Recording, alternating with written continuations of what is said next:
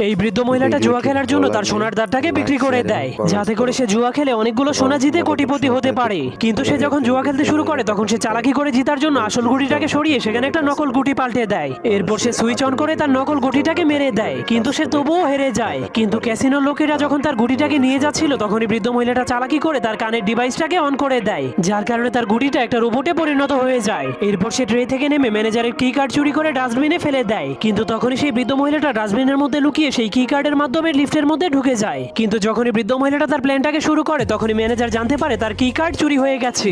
এজন্য সে জলদি করে চোরকে ধরার জন্য অ্যালার্ম বাজিয়ে দেয়। কিন্তু বৃদ্ধ মহিলাটা কোনো ভয় না পেয়ে তার পকেট থেকে লেজার পয়েন্টার বের করে লিফটের ছাদটাকে কেটে ফেলে। এরপর সে সেখান দিয়ে লুকিয়ে লুকিয়ে সোনা চুরি করার জন্য সোনার সিন্ধুকের কাছে পৌঁছে যায়। কিন্তু সে প্রথমে তার রোবটটাকে সিন্ধুক খোলার জন্য লেজারের ভিতর দিয়ে পাঠিয়ে দেয়। তখন তার রোবট সব লেজারগুলোকে অতিক্রম করে সিন্ধুকটাকে খুলে ফেলে। এরপর বৃদ্ধ মহিলাটাও তার গ্লাভস পরে লেজার ট্র্যাপের মধ্যে লাফ মেরে দেয়। তার গ্লাভসটা এতটাই মজবুত